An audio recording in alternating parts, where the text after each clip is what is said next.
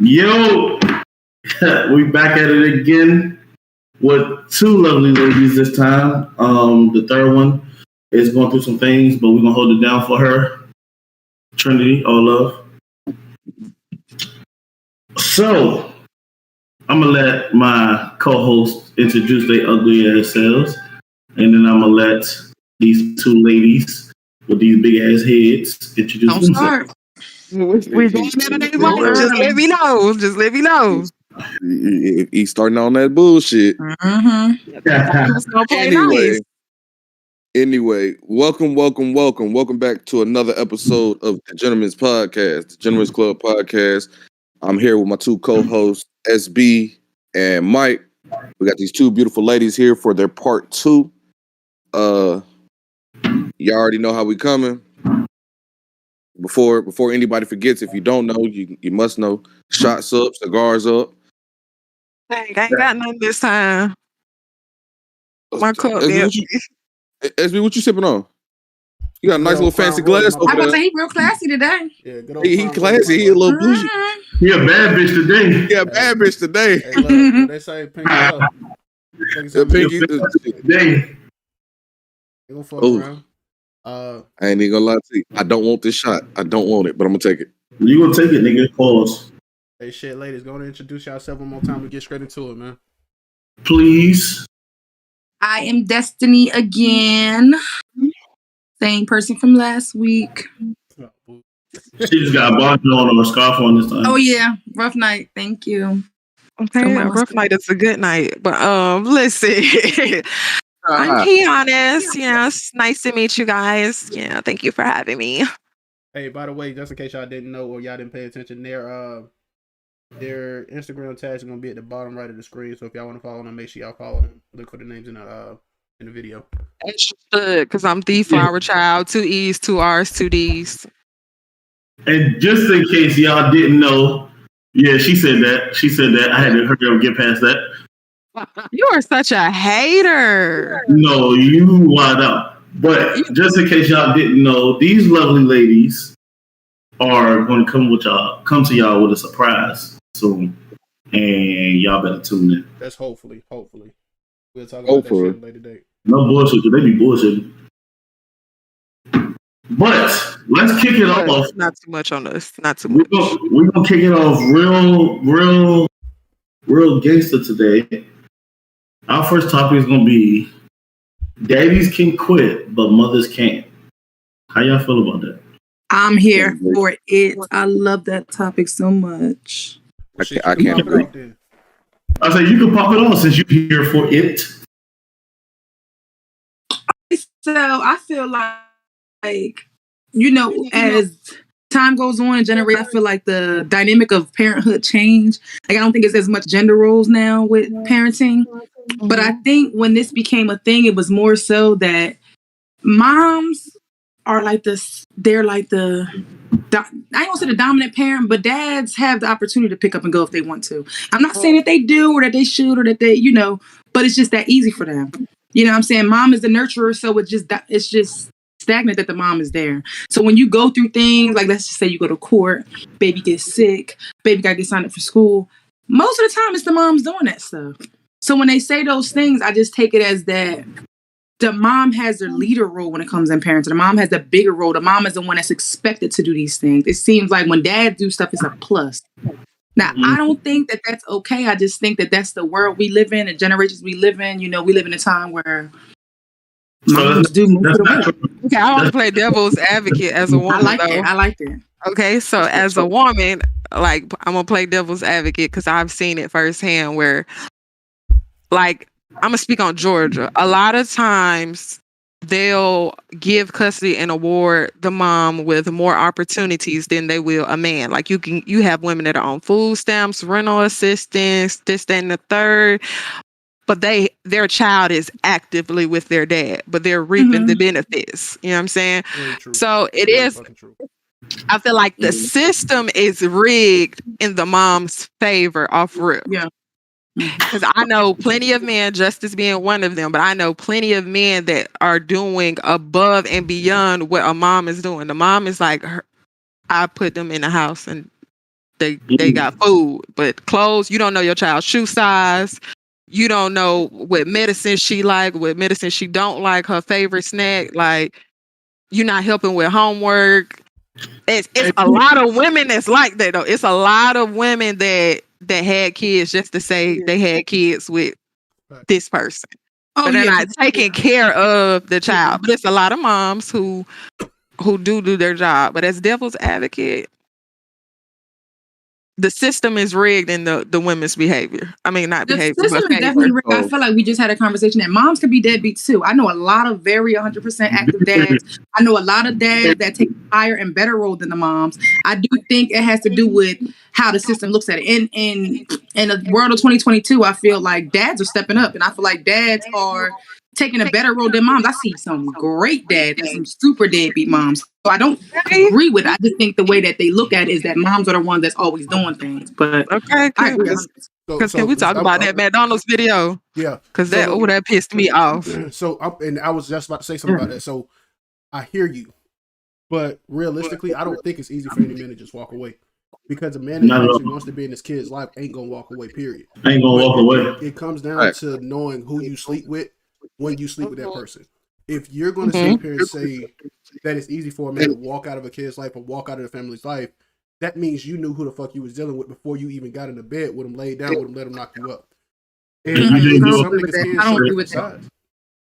I think that when you watch movies or TV to see what they make parenting out to be, and when you actually become a parent, it's different. So we can talk for 9 months about what type of mom I'm gonna be, what type of dad you're gonna be, but the moment that baby is here and the role of responsibility of parenthood kicks in, sometimes it becomes too much. It's not everything that to be on TV. It's not always, glitter and butterfly.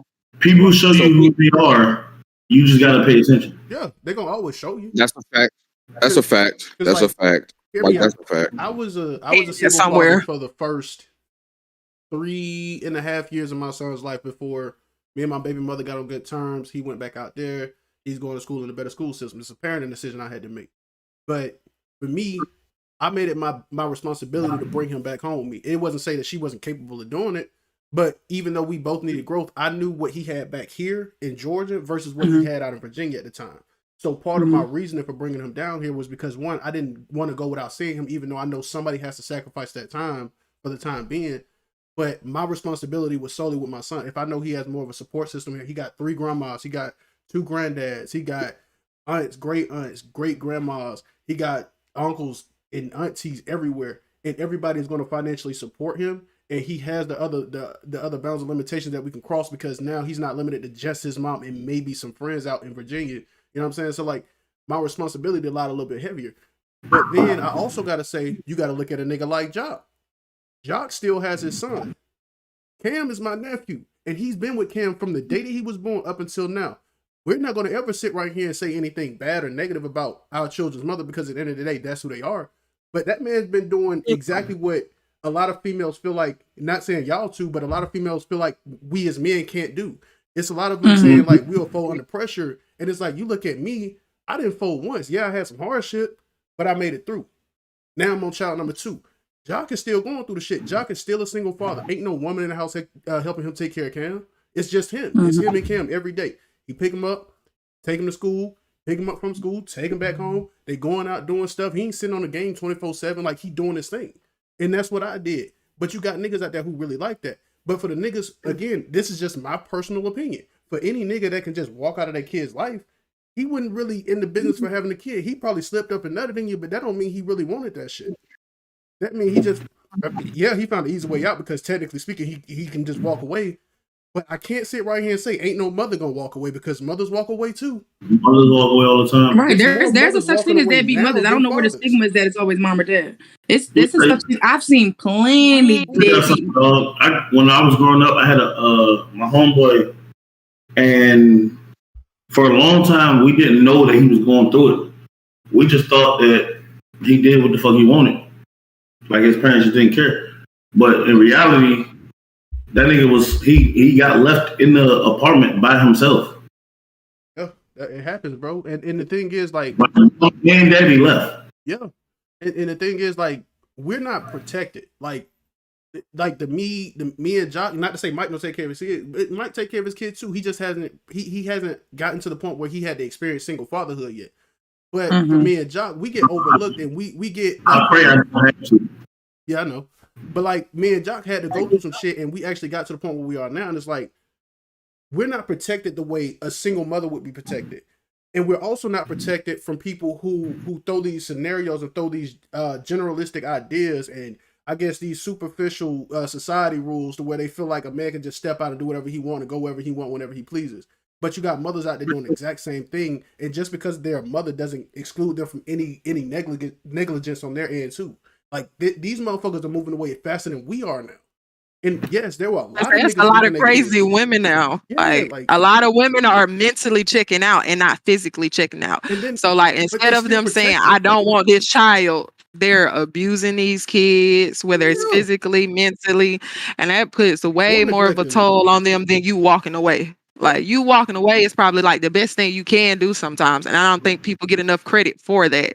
Like, but it's also it's a hard decision to walk. Yeah, it's a hard decision to walk away. But sometimes that's the best thing you can do for a child. If like mentally you're going to cause this child trauma, it's okay to go, you know what? I can't do this. Let me sign my rights over versus keeping them in the house. Like that lady on the news who's her kids just escaped and she's abusing them, making them drink bleach and everything else. Like your blood, like your child, like that came out of you. Like you want them to do that? Like why? You know the crazy thing, okay. I feel like sometimes it's okay to walk away because, and I'm not saying walk away like just leave the child, but sometimes you gotta walk away from a situation.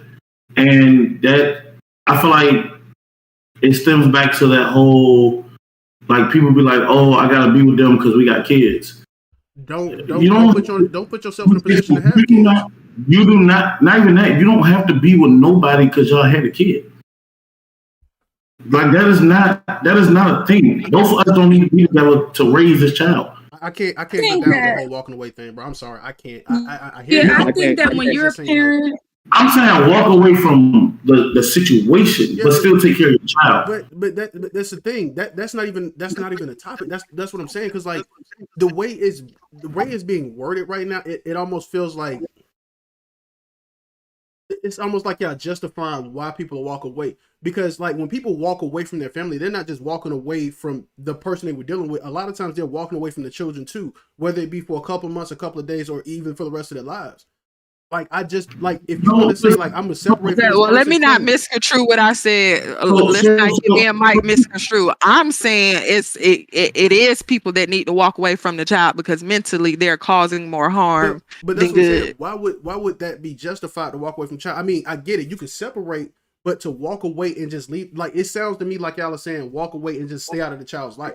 Like, let me ask you a question. They got kids. Yes, absolutely. So you saying like that lady who just was abusing her kids, she shouldn't have walked away from her kids? She absolutely should have before it got to that point. Let me ask you a question. And this on some crazy shit, right? If somebody had kids, right, and financially and mentally they can't take care of these kids, I would rather you put the kids in an adoptive home and walk away than to drag these kids through shit and now they fucked up for the rest of their life. I personally feel like these motherfuckers just shouldn't have kids. If y'all know y'all not capable, stop having sex, stop sleeping around.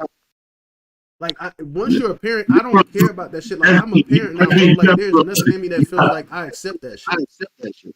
But you gotta be realistic. You're not abusing your kids. Let me ask something general. In one instance, as a mom that I got two kids. I got one that I was raising by myself, and then I have another with my boyfriend now, but he was there with my oldest too. So in the instance that I was a single mom, for that time I was a single mom, and you bear 100% of responsibility of parenthood on yourself, and that becomes overwhelming, very draining, very overwhelming, very tiring. Like you're just not yourself.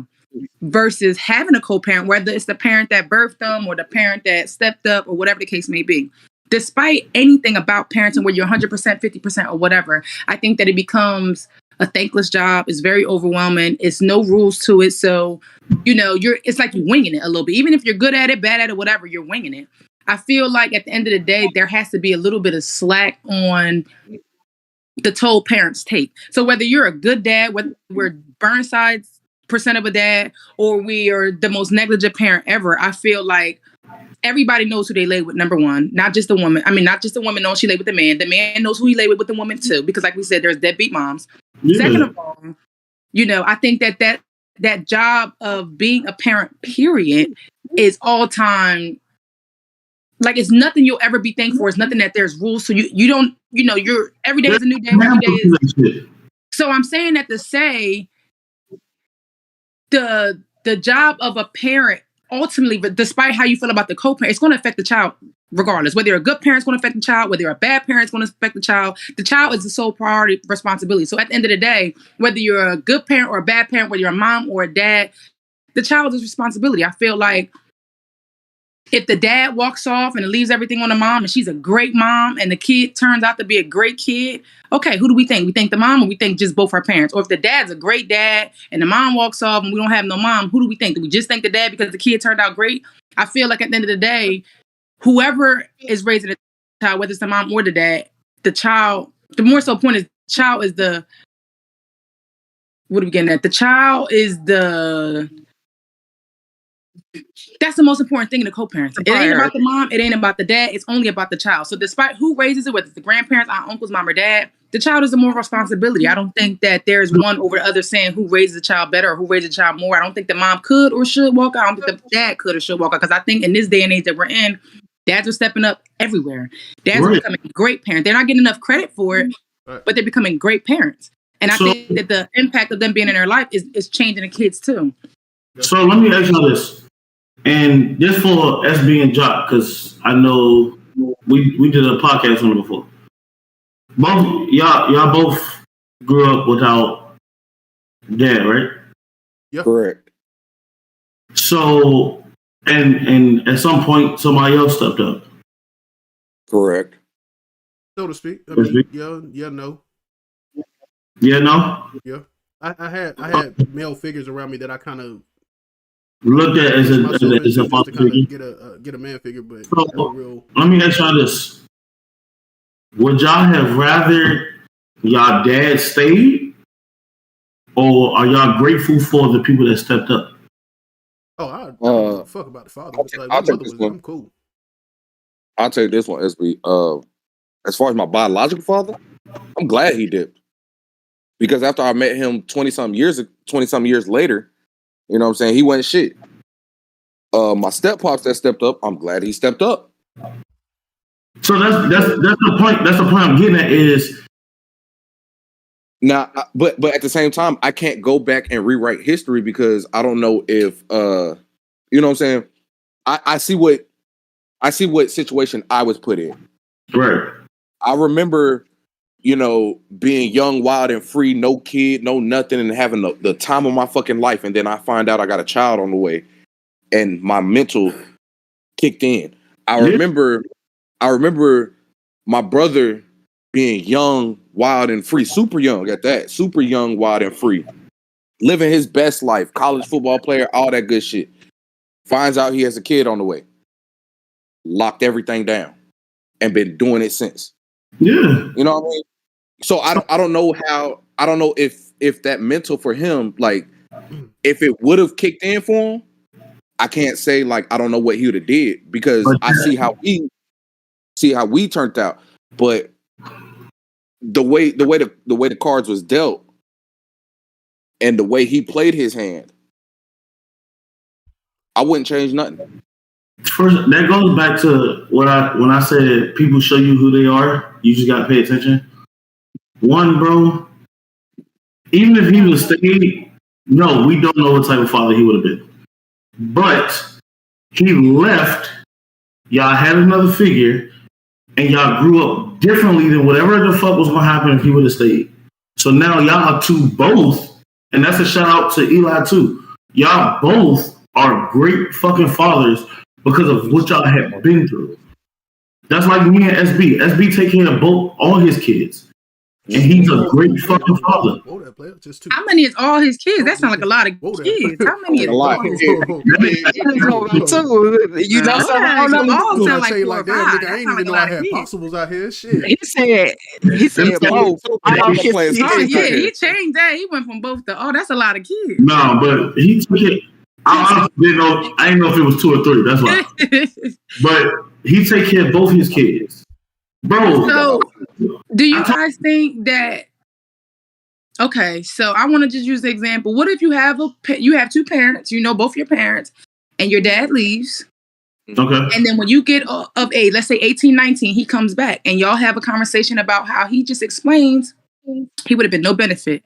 Like, he didn't have to be asked. Maybe he was a weekend dad, or maybe he was every other weekend dad, or whatever. But he explains he wasn't 100% dad because he couldn't. You know, he had nothing to offer. There's nothing he can give to you. You know, he tried his best.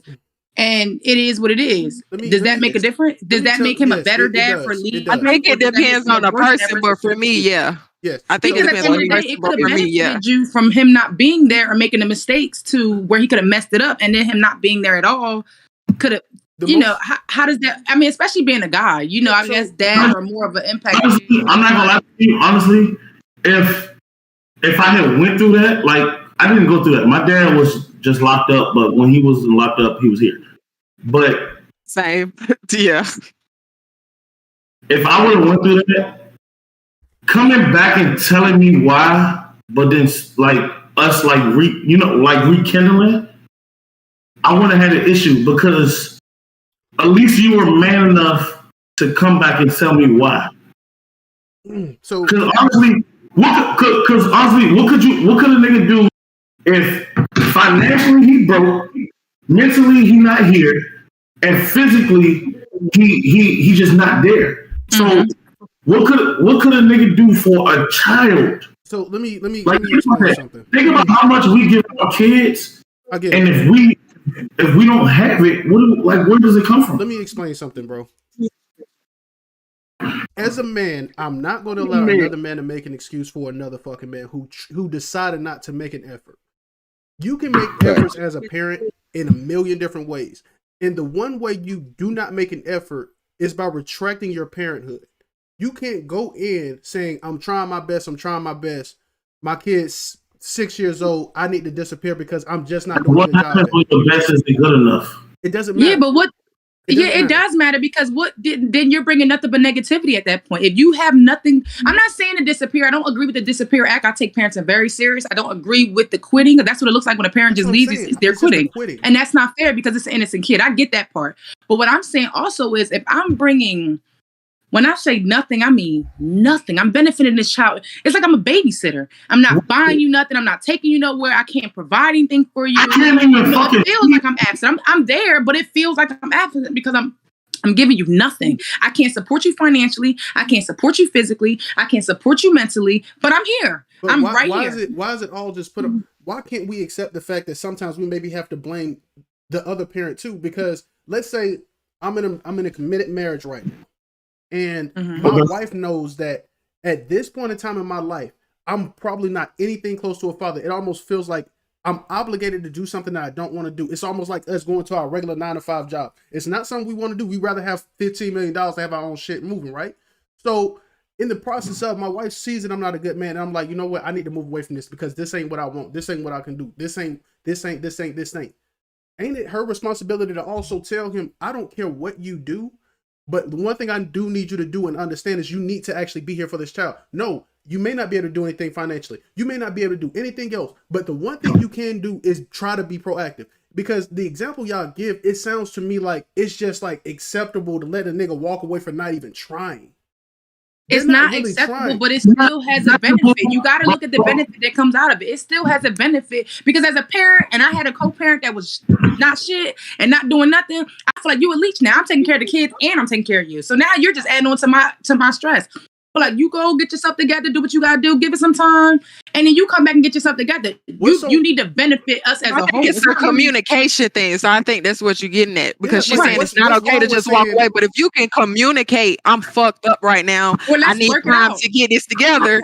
It's different versus you just saying I'm out. So let me ask a simple question. The simple question is, what's so hard about saying I'm going to let you go live your life. All I need for you to do is come and see your child for at least once a week and just have a 5 or 10 minute conversation with them. It may not be about a lick of shit. You can talk about the last basketball game for all I give a fuck. But you need to go see your child and at least have 1 10-minute conversation with this child and then go about your life until the next week. But then what does that benefit? Who's to say that's gonna help? It may be worse that they do that 5 to 10 minute conversation, because then it gets to, well, why he don't never take me nowhere? Why we can't go do nothing? Why he only like it? You don't think it can actually get to that point? Because he's learning who his child is forcefully. Given, I understand you don't want to force a parent to do anything. It's not gonna make it connect. Yeah, but it doesn't benefit anything. That becomes stagnant at that point. You come in for a year, 5 to 10 minutes to have a conversation once a week, and it hurts the child more because every time they see him, then he leaves. Let me ask you. They go see him and leave. Maybe I'm speaking from my chest. I'm speaking from my chest because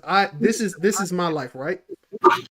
I didn't have my father until I was 11 or 12 in the hospital about to get surgery for almost something very deadly for me. My father, that was the first time he ever showed face into my physical life where I could actually see him and acknowledge who he was. Since then, he's done absolutely nothing but buy me a pair of Coogee pants and a fucking can of chicken noodle soup when I had the fucking flu. And gave my mom what, maybe $1 or so in fucking child support? All I needed him to do was come to a basketball game. All I needed him to do was have a simple conversation with me. It didn't have to go far. Just have the conversation with me. It would have done me better. But instead, I'm going to search out for all these other niggas to see exactly who the fuck I want to be because I don't really have an example outside of my mom. My mom made everything happen. But at the end of the day, that nigga didn't even try to make a fucking effort. That's what I'm saying that these kids need. I'm not saying force a nigga to be in a child's life, force all this negative energy, but nigga, you gotta fucking try, and the other parent gotta hold that other parent accountable. No, bro, because you can't say that, and then that, because right now, right, you in the mindset you saying like he didn't do shit for you, but have y'all ever had the conversation of what happened? Try to. All he want to do is play the blame man. I don't want to hear the blame man. I want to know what he did. And and as a man, he has to come to terms and say, look, this is what the fuck happened. That's what gotta happen. But as a child, I get what you're saying. You wanted to come to the basketball game, have a conversation, but at the same time, bro, him having a 10-minute conversation with you once a week is damn near the same as him not being there. Because you're gonna see him once a week for 10 minutes, still miss him the same. Who doesn't it make a difference to? Does it not make a difference to you, or does it not make a difference to me? At that point, it's personal. So it doesn't. Honestly, everything we're talking about is perspective. How is that? My life is going okay, but how does it not benefit me if I'm telling you that's all I wanted? There's other kids who were like me too. That's all they wanted. It's like I said, it boils down to honestly the conversation we're having is perspective. Because I don't see it as beneficial, don't mean it won't be beneficial to you. Mm-hmm. So we can agree to disagree on this one. Move on to the next one. Because y'all very passionate. I'm just expressing the point. Like, I just don't want y'all to feel I'm just trying to be. I'm intentionally trying to be one-sided. I just want y'all to understand. Like, there are other people who have different perspectives, just like you said. But I mean, somebody got to be able to have a voice somewhere. I don't get to speak out about that kind of shit. I'm not saying that, bro. I was just I think despite however everybody was upbrung, because I like to think I hang around a lot of good parents. Like all my friends are very good parents. But I like to think that the way we all got a story, and I feel like the way everybody was brought up shows how they become a parent. Like you have a bad childhood, you want better for your kids. Your dad was asking with you, you become a better dad. Like I just feel like the losses we took as children become the gains for our children. You understand what I'm saying? Like we become better parents for our kids due to what we lost with our parents. I'm glad you stated that. I'm so glad you stated that because I look at it like shout out to my biological pops for real. Because the way he was absent, it taught me way more than he understands. Mm-hmm. Because he was so absent, that's what makes me the dad I am today. Yeah, you're super present. Like I'm super present. Like you know what I'm saying? Like I'm literally every morning I wake up with my son. Every single morning. There's not a morning I don't wake up with him. Other than deployment, other than me going on the deployment, I've been there every single day. My cup. You said what happened? I had to refill my cup. Oh, Bobby. You know, but because of his absence, like literally everything he did, and I am that guy that reached out to him. I was 20, maybe 21 years old. I reached out to him and I was like, yo, what's up? Like, what's what? Why did your mind click the way it clicked? I want to see what DNA that I have in me that makes me me. I reached out to him. And when I seen what kind of man he was, I was like, all right, cool. You know, I'm gonna step back. But that also fueled me even more to be that parent. Like, there's not a day, like, let's say we pick up today. I got to go on a deployment or something, or I got to go overseas or whatever, and I got to drop my son off to his mom. I bullshit you not. There's not one day in this world that my son is going to be like, Daddy wasn't there. Not one day. Not one day. That's the parent I'm wired to be. Like, and SB, you know me personally. Mike, you know me. Des, you know me. I'm a 100%. Like, I love these kids, but fuck them kids. I'm that guy. I am that guy. You hear me? Like, I will. Them kids. We can literally be partying, having a good time, and I'm gonna look at you and I'm gonna say, man, fuck them kids. But at the end of the day, my kid is what I have. That's my responsibility. My son didn't ask to be here. Not at all. He never asked to be here. So with him never asking to be here, I'm gonna make sure he good. He stay in new shoes, new clothes. I make sure he eats good. You know what I'm saying? I read to him every night. You trying to adopt me? But the moral of it is, I like new shoes. Like, I want new clothes. Man, shit, I want new shoes and new clothes too. What you mean? I ain't bought myself shit in about 2 years. But what I'm getting at, bro, absent fathers create good fathers, and it's not like it's somebody that's taught, but it's somebody that what he didn't do, or the things that he didn't do, I'm going to. That's literally that's my aspect, because like all of y'all who have kids can attest to this. This being a parent thing is you learning every single day. Yeah. Like, there's not a day that you're not learning. And even when you're not learning, you're doing something wrong. Well, there's days where you like think, you know, shit easy, you know, shit goes well. Shit goes well for you. But 9 times out of 10, it's something so simple that kid said to you that just makes you grow as a person. Yeah. It just makes you grow.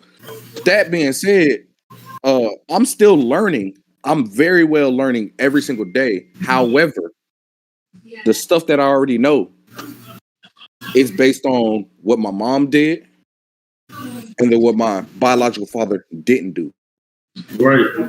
So as long the stuff that he didn't do, the football games, the wrestling matches, the graduations, the regular shout out for bringing straight A's into the house. Mm-hmm.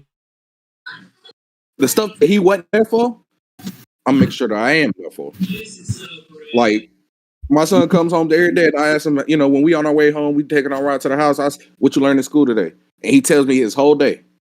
Not the wrestling matches, nigga. I beat you up. You will not. But you know I gotta start with the bullshit. Yeah, I know. But what I'm getting at is, like, my son literally tells me his whole day every day. And no matter what, like, even the other day, I just got a text from his teacher where she was like, "Oh, your son was drawing on desk. He wasn't drawing on a piece of paper. He was drawing on his desk." So I asked him about it. He tells me about his day. Then he tells me about his whole day, including that small part. The one thing I'll tell him every day is, "Good job, son. I'm proud of you." So let me ask y'all a question then. What's your idea of a perfect relationship? Like, what's your fantasy relationship? No romantic relationship? There's no such thing as a relationship. What's your idea of a perfect relationship? No such thing. No, to me, it's no. I get what he's saying. Everybody's flawed. Ideal, like an ideal relationship? Yeah, what's your ideal relationship? I Mine are small. I'm not a really. I'm simple. I'm an emotional person. So I'm very big on like communication. I know you heard what I said, but I need you to comprehend what I said. I need you to put what I said into action. You understand what I'm saying? I need you to reiterate what I said. I'm big on reassurance. For some reason, being an insecure person, I'm big on reassurance. And I think, I don't know. I think those are the big things for me. I think communication and reassurance are big for me. I think we live in a world where that stuff is very important. I think. Okay, so let me. My idea of an ideal relationship is, like when we're happy around each other. And when I say that, I mean even when we're upset, we're communicating so we can be happy. Even when things are bad, us two out of everybody in the world make each other happy. And when I say shit like that, I mean no matter what the fuck goes on, don't nobody else know what's going on in our relationship. It's us. It's us against the world. I don't care if it's my mama, the kids, my daddy. It's us against the world. Because at the end of the day, I gotta come home and deal with this person. So should nobody else have a say so or opinion what the fuck I'm going through, and vice versa. My ideal relationship is literally us against the world. You should be my person, I should be yours. Yeah. No, I feel like we all have our own list of things we expect out of a relationship. But for me, outside of like the nitpicky stuff, it's just being able to be vulnerable and communicate like openly. Like I should be able to say any and everything without fear of how you gonna respond, how you gonna react. Like it should be that much of a safe space.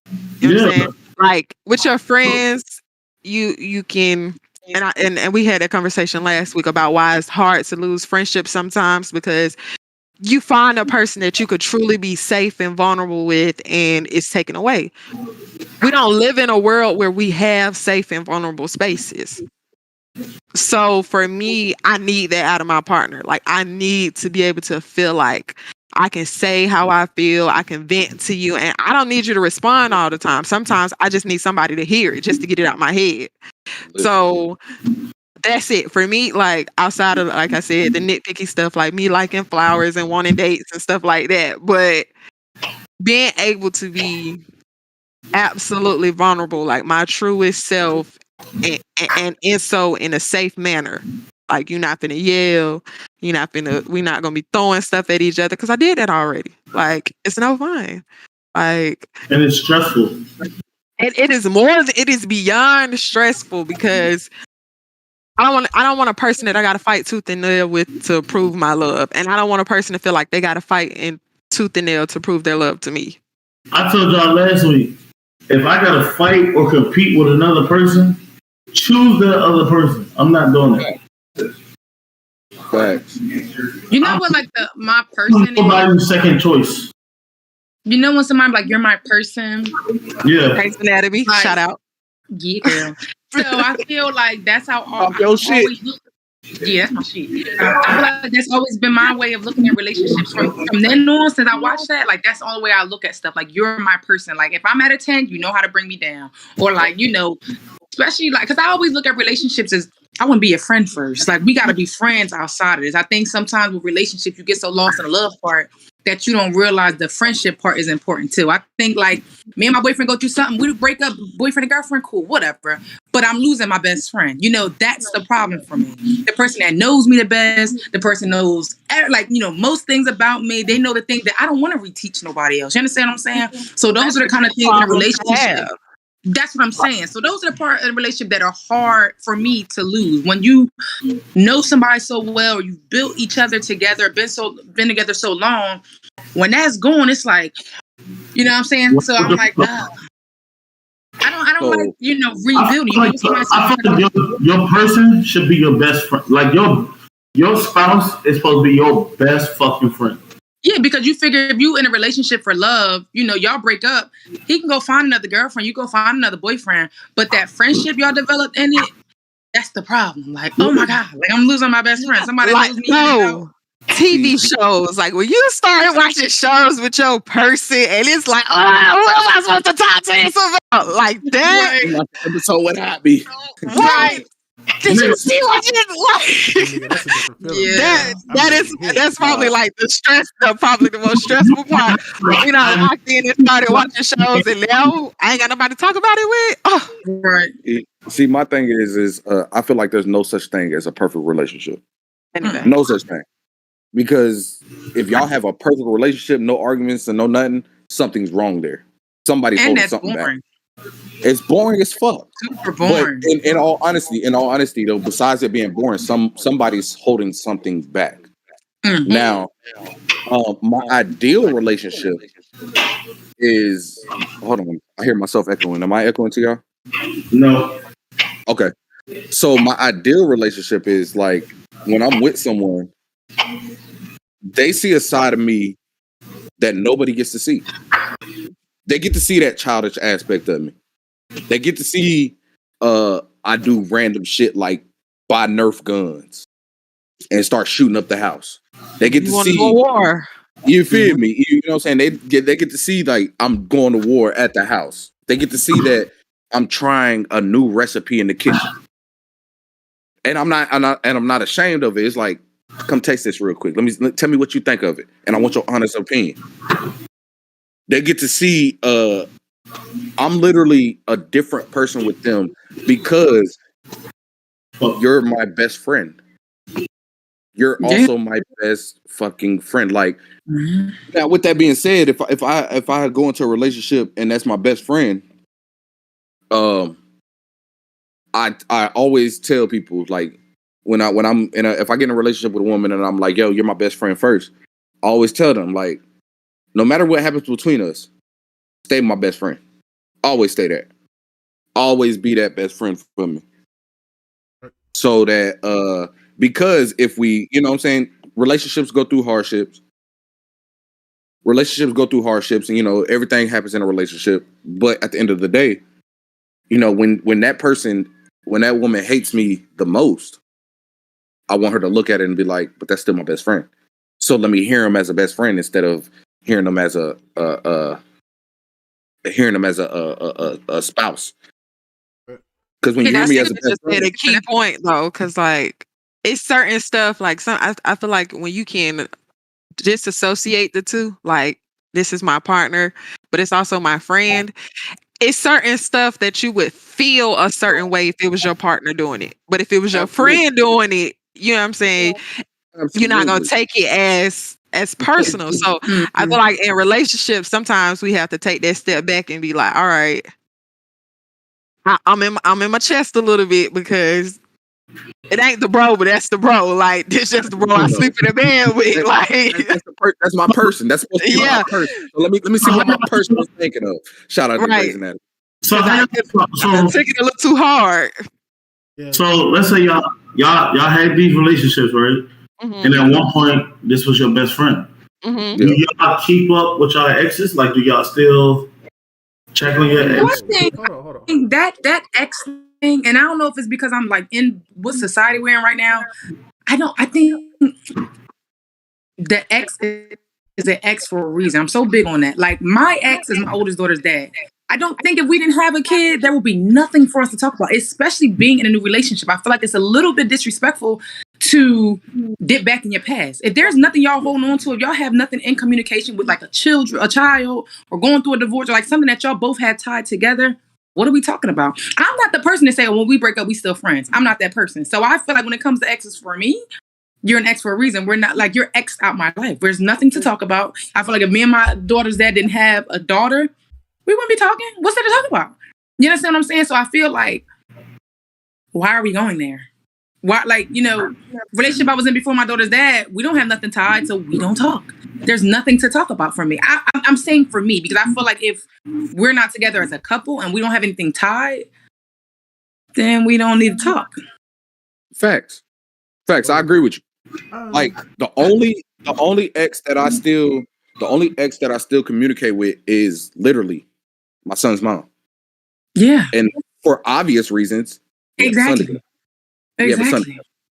Like, granted, this whole past, like, and it's crazy because I meant to call you about this shit yesterday, but this whole past week, me and my son's mom, we've been in communication. We trying to iron out details, get shit together. But at the end of the day, what she know? You're my ex. So we don't talk relationship statuses. We don't talk no bullshit. We don't talk no bullshit. It's literally what's best for my son. Now, when my son turns 18, or no, I'll take that back. When my son turns 9, maybe in between that 9 and 11 range, and by legal standards, he can choose where he wants to go. Other than once he chooses, hey, bro, you know what I'm saying? Me and her ain't got nothing to talk about. Other than, like, it's very simple. Like, okay, if he's with me, send this little bit of money for him. You don't want to send it, by all means. He has a game going on this day. If you can make it, make it. If you can't, whatever.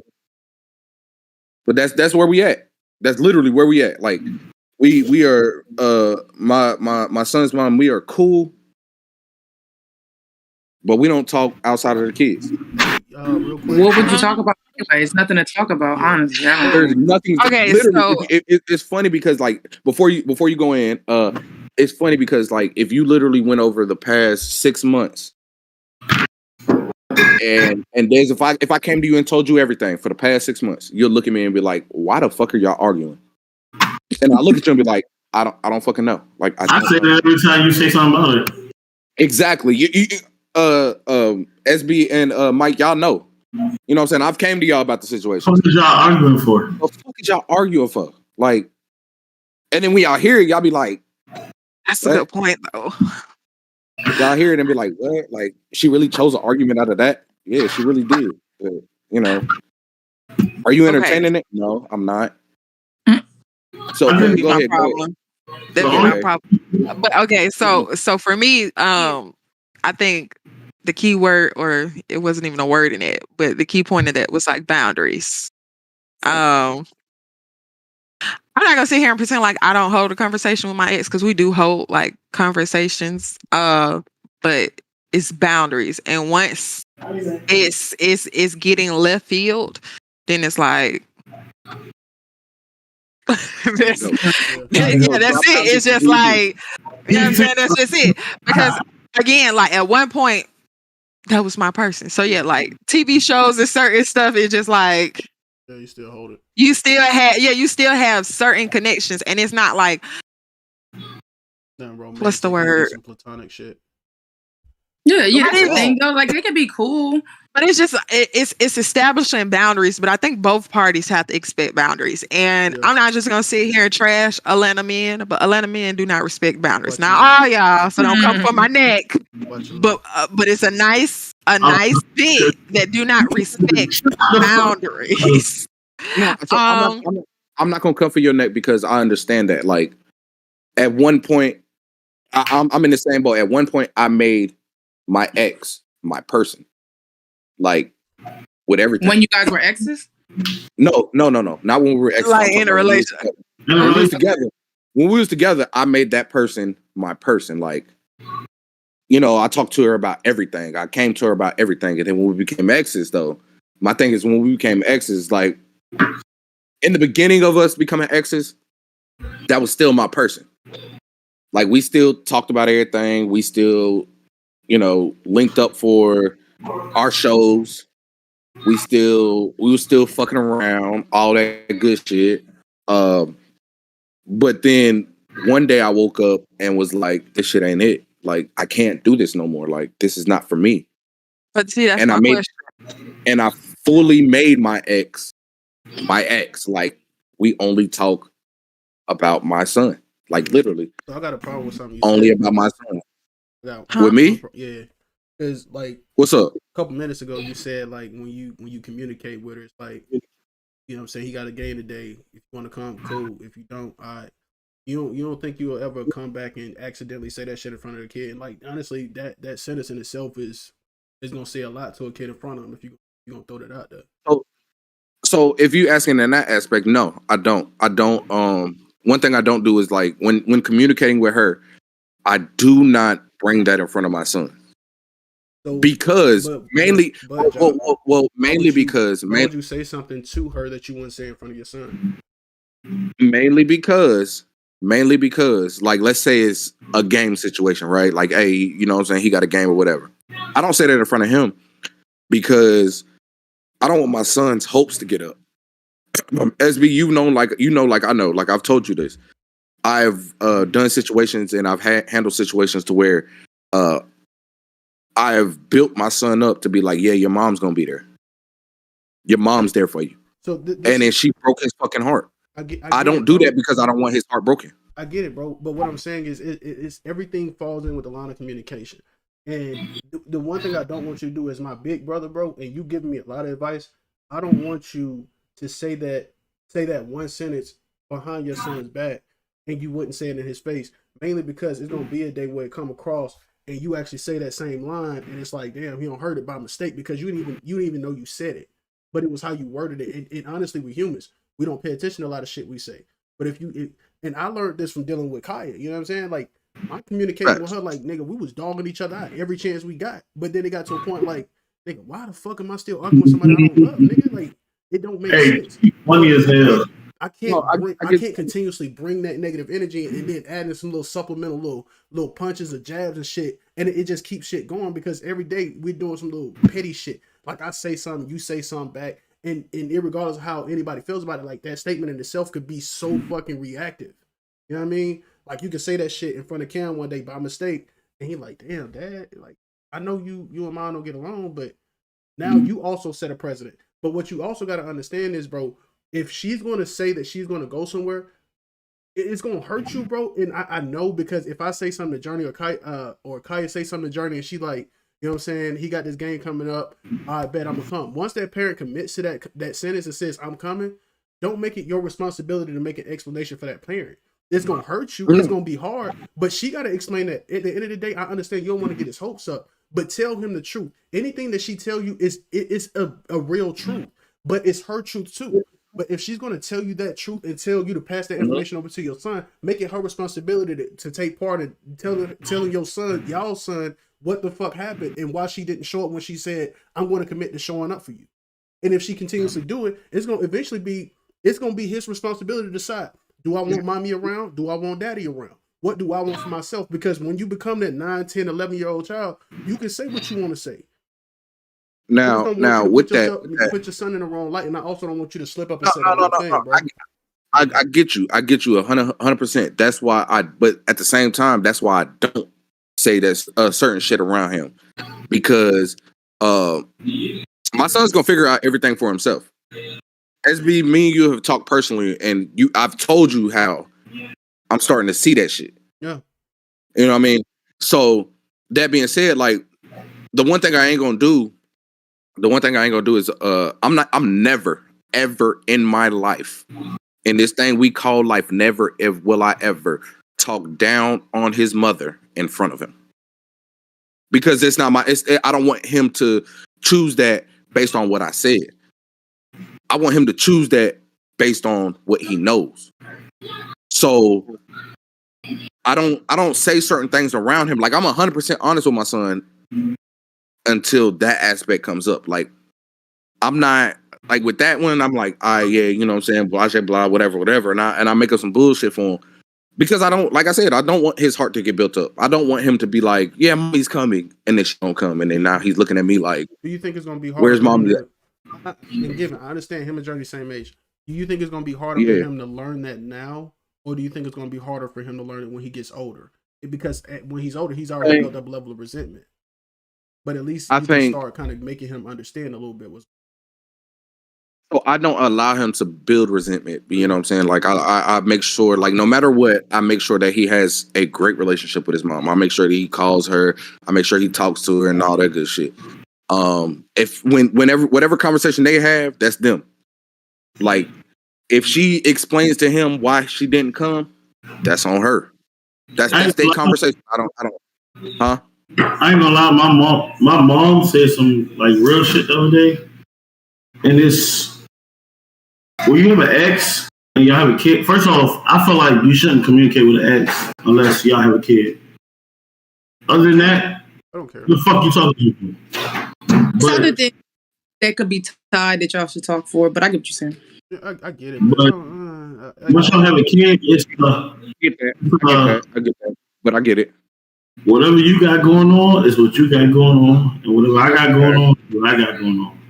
See, that's my question. How do you? Yeah, Okay, every so you ex go ain't the from same spending ex, bro. 3, 4, 5 years with a person, and y'all lives are infused. How do you, when you break up, y'all just instantly That's what I'm cut saying. that Like some of connection? that shit. Well, only because at that point, what does it matter? If we spend 7, 10 years together, what does it? Why is my daughter in the camera? What does it matter? What we got going on? We break up today from being together 7 years.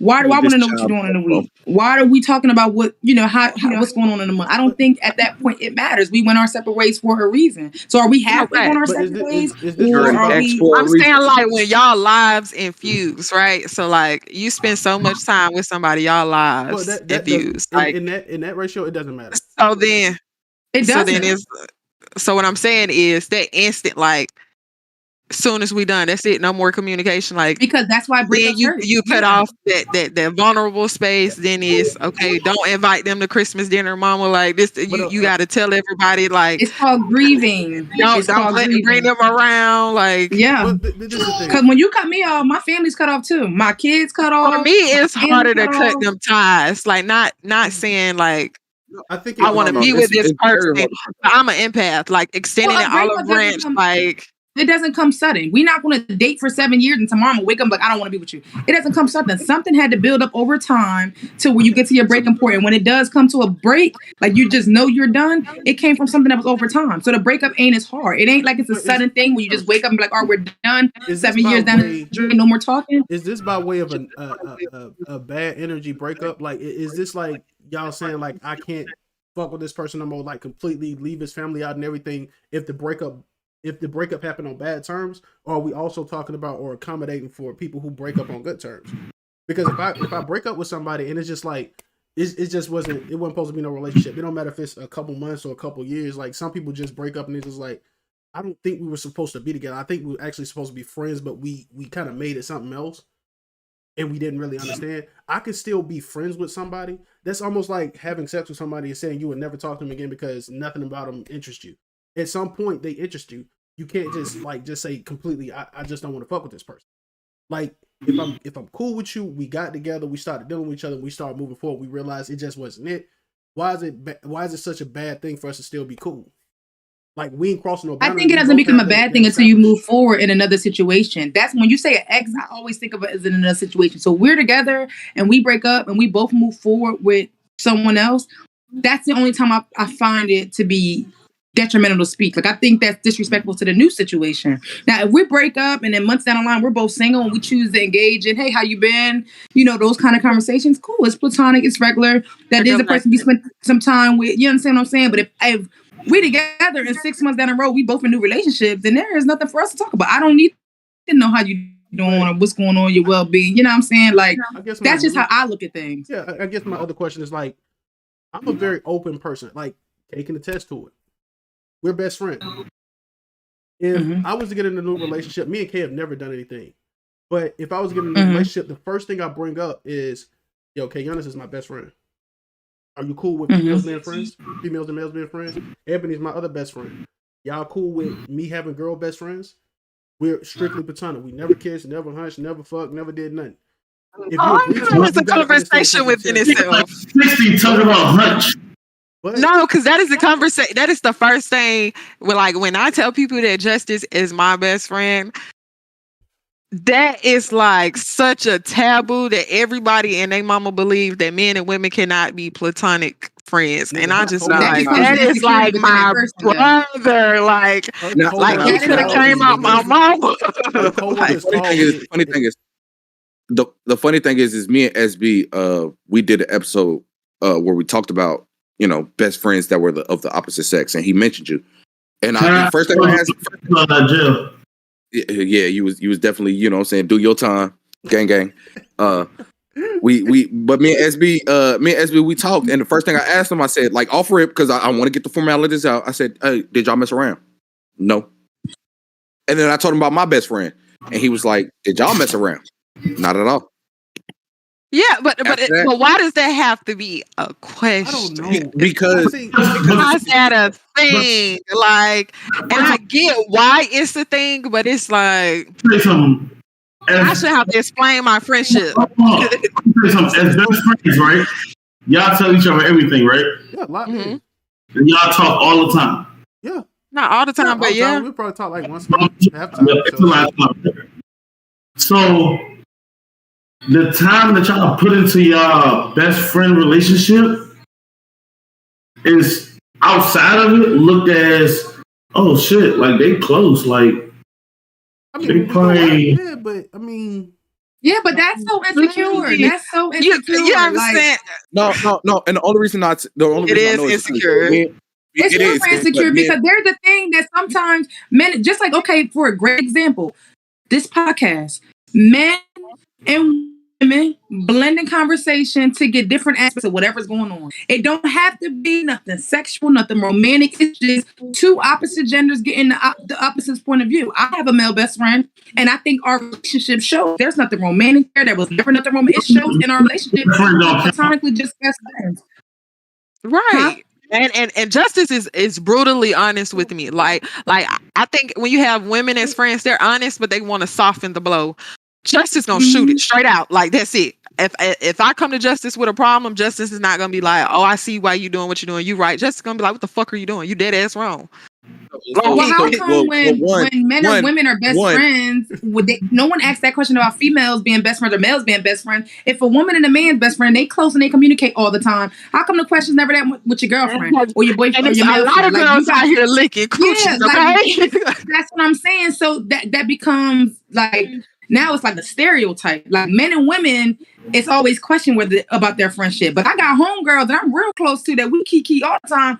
We ain't never question, are we doing it? Or my boyfriend's best friend, they love each other. And no one ever questions, are they romantic? Like, I don't understand the insecurity of a woman and a man not being platonic. So my thing is, I like that word, insecurity. My thing is, SB1 Justice he's that guy.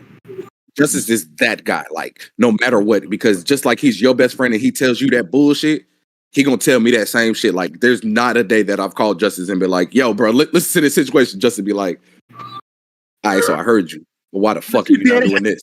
You know what I'm saying? But we have that we have that relationship because at the same time, Justice will call me and be like, bruh, let me tell you about this, and I'll be like, bro, what That's the fuck? what I'll be telling him. He'll be saying his shit sometimes, and I'll be like, if this was me, you know what you would be saying to me right now? Now, the thing is, I be saying sometimes either, and that nigga, no. Now the thing is, Justice always listens to me. He always listens to me. When I tell him, like, when I'm on his ass, and I'll be like, yo, bro, what you on, bro? That nigga be like, all right, bet, bro, I got you. That's his exact response. I bet, bro, I got you. That is definitely Justice. And he moves accordingly, but at the same time,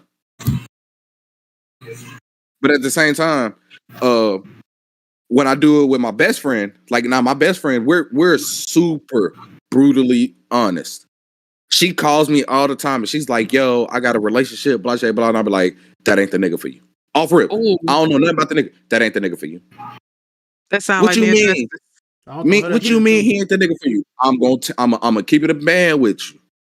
As the nigga that I am, how niggas run, how niggas walk, how niggas talk, that ain't the nigga for you. Hey, oh, you sound like Justice. I just wrote this shit down, bro. I bullshit you not. I just wrote this shit down.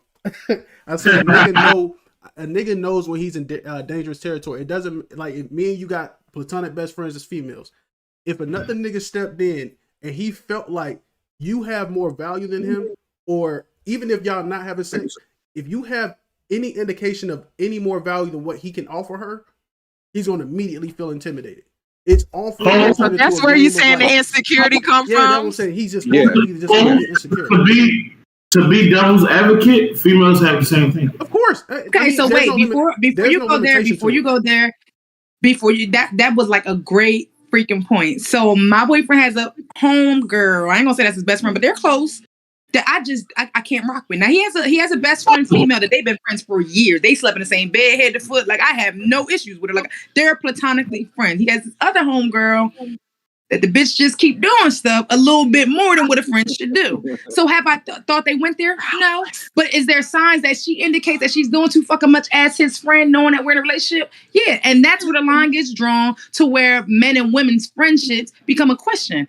Now, like I said, he has a female friend. There's a couple female friends that you just know they never went there. They're platonically friends. Okay. And I'm not wanting to be insecure, but you do have women or men that tend to cross the line that are the example of why women and men being friends look funny a little bit. You know what I'm saying? Now, I have a male best friend. He's lived with us. He knows my family very well. Him and my boyfriend are super cool. You can tell by our friendship that there's nothing romantic. But people, what?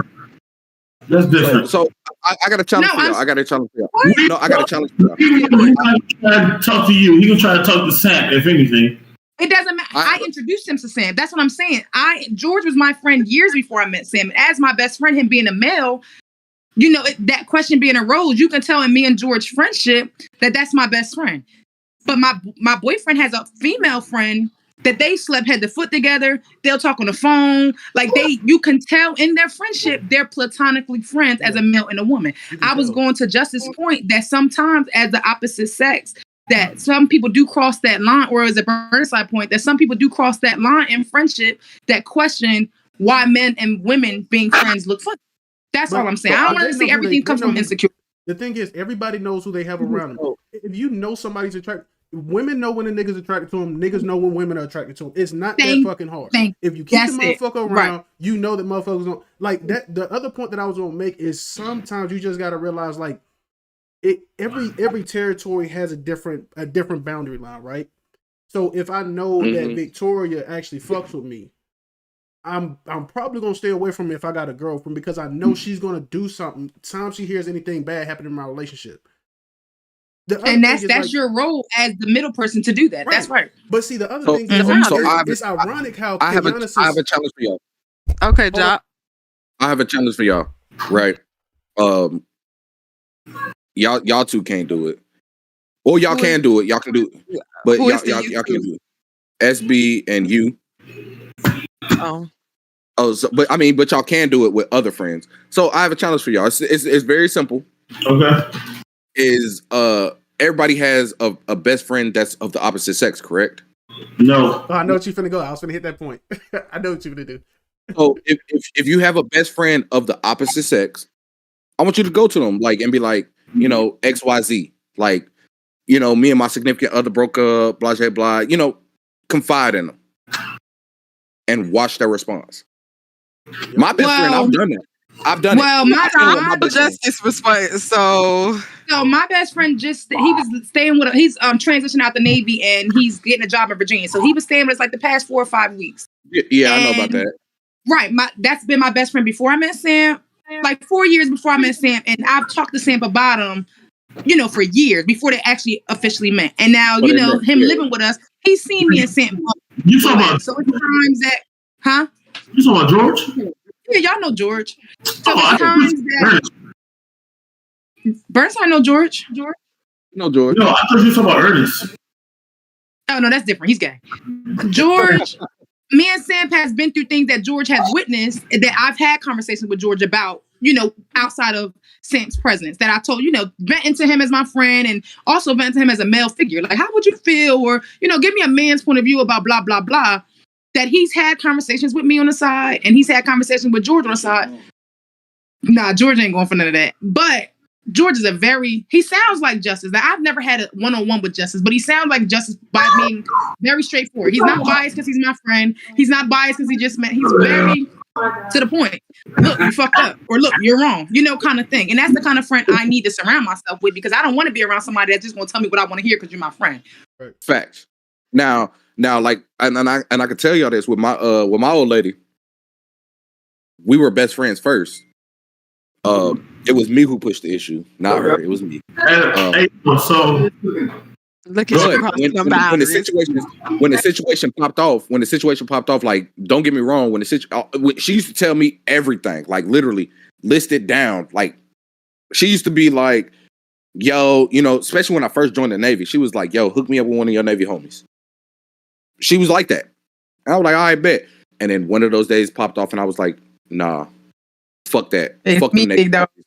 Fuck She's the like, Navy homies. You know what I'm saying? Like, nah, it's me. What you want is me. It's on the whole, because what you just said, I'm gonna jump into a whole nother conversation. So before doing that, stay tuned for part 3. They love us, y'all. They love us. Definitely gonna need it. Part It's not we love them. They love being here. We definitely need it. Y'all a vibe or whatever. Hey, so look, stay tuned for part 3. This club with my 2 ugly ass fucking co-hosts and these 2 big head ass ladies here. And I'm gonna let them close real quick. All right, so I'm gonna close with y'all know my famous line. It's between you and your God. That being said, shout out to everybody who's watching. Shout out to everybody who's listening.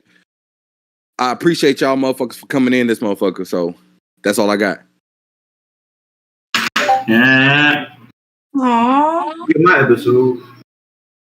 Go ahead, Des.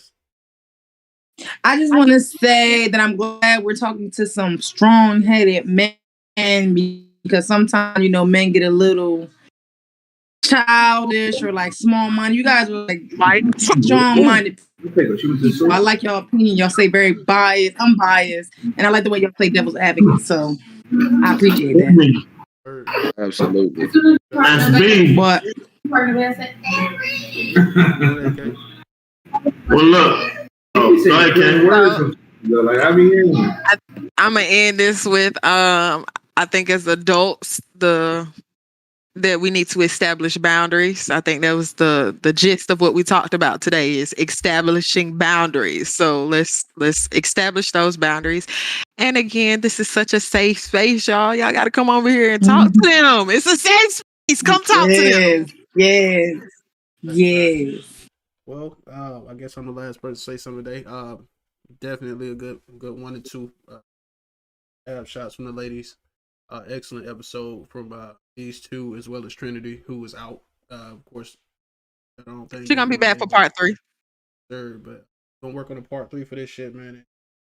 Bring something different in.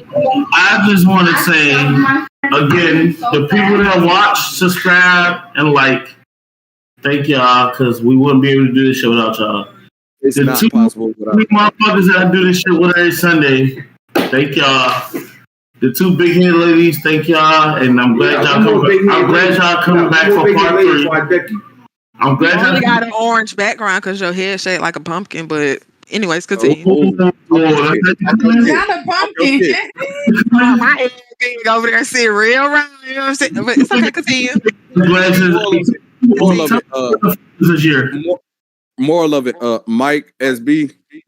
Stick your big head. Good luck finding a clip for this week. You don't play the A, muting the mic. All right, bro. Love y'all. This week. Love y'all. Part 3 next week.